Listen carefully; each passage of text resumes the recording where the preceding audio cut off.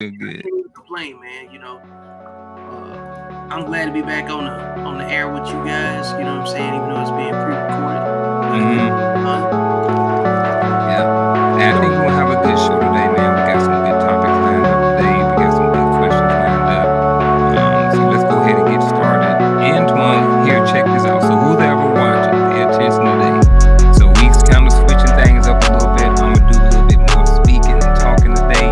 Antoine's gonna do a little bit more moderating. So let's see how this works out today. Let's see if Hold on, Antoine man. can be moderator. you gotta All find right. a way to make him be quiet. He gonna have to mute his own mic today. Wow, man. You got to tell himself to mute himself today. Yep. We've been talking about some relationship stuff today, you know, purposes of getting married, blah, blah, blah. But we're going to start the first question off with what does a healthy relationship look like? And since Antoine, you're going to start taking over a lot of the moderator duties after this question. So we're going to start with you.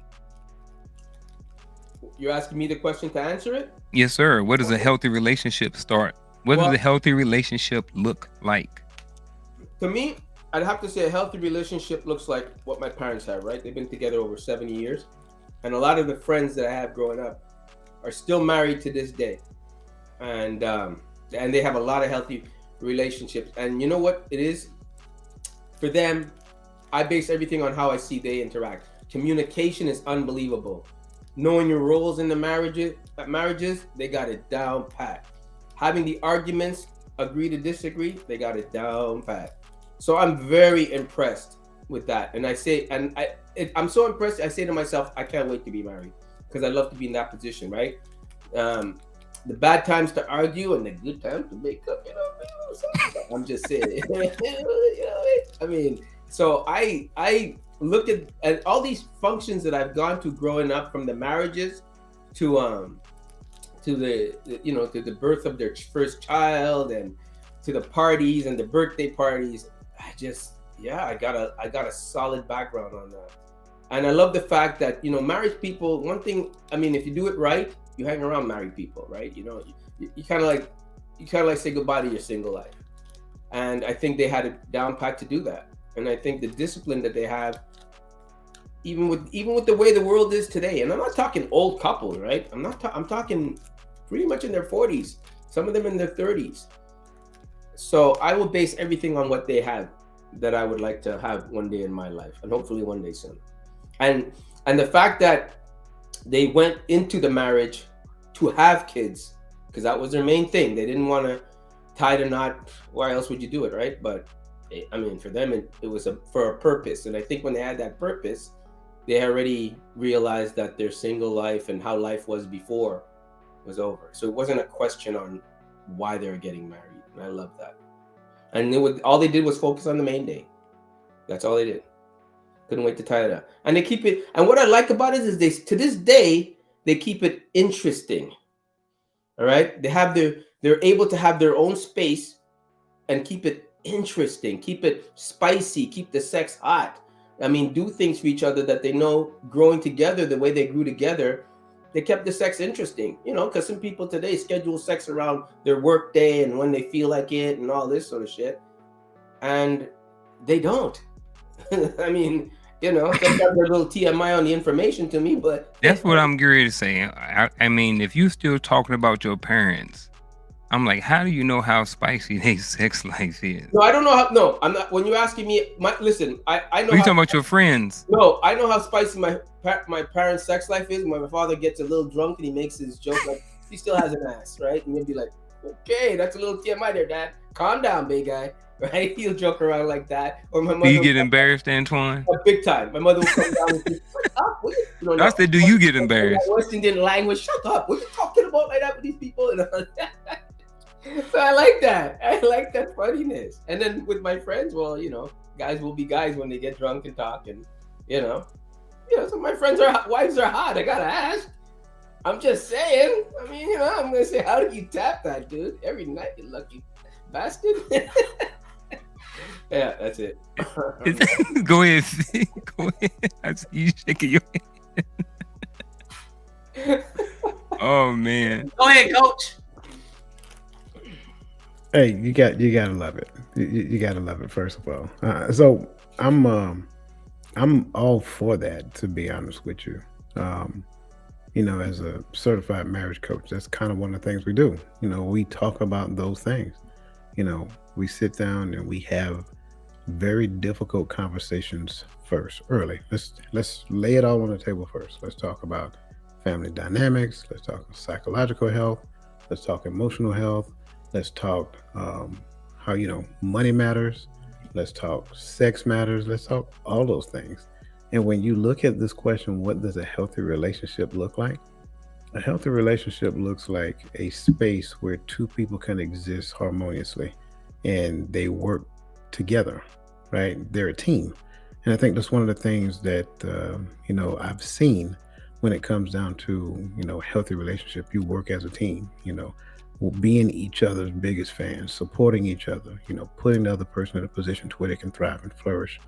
um, I think for the most part, that's kind of like what it looks like. And then it's continuing to learn one another all over again. I think a lot of times what ends up happening is that when people get in relationships, they get complacent. And they're complacent because they're still working on yesterday's information. But we say that we live a life of lifelong learning, a life of growth, continual growth, things of that nature.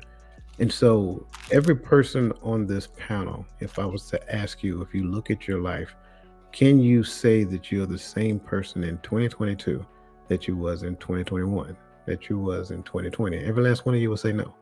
And so for those people in relationships, this should be the assessment that they do with one another. Sit down and talk, and let's just be honest, I can't see everything. So you're going to have to help me to understand what are some of the ways that you not only um, believe that you're different, but what are some of the ways that you feel different. You may like me sending flowers to your job, um, you know, in 2019. 2022, you probably don't like that. Let the flowers come home. Let them be home and surprise me at home. That way I can thank you face to face instead of getting all the accolades from my coworkers, which, yeah, I guess there's a place for that. It feels good. But you know what feels better is that being able to look you in your face and say thank you right then and there. So it's just continuing to grow. I have a philosophy um, for people who it the it doesn't you don't have an option but to grow. You're going to grow either through just basic evolution. COVID-19 taught us a great lesson in that aspect, right? You're either going to grow based upon the concept of evolution or it's going to be intentional. And so if you decide to get in a relationship and you are a person who, focus on growth, continual growth, get in a relationship with somebody who focuses on growth. Because what ends up happening is either you're going to grow together or you're going to grow apart. And that's one of the things that's not a situation that you don't want to be in. So when you look at a healthy relationship, it's everything I just said, right? All bottled up, put in the pot, stirred up, so like Vic said a couple of episodes ago, put it in the crock pot, let it simmer a little bit, right? Because that's what it looks like. And you know what? Uncle Junior's crock pot's gonna look different than crock pot, which is gonna look different than Antoine's crock pot. But here's the deal: we all have the main ingredients, and the main ingredients don't restrict anybody. It really enhances each other, and that's the key. You don't get into a healthy relationship to strict. Oh well, you can't go out, or you can't do that. If you no, that's not really what it's all about. It should be to the point that I enjoy being in this relationship so much that I don't want to do those things. I don't want to go hang out at the clubs and I don't want to go do those things. I want to be here.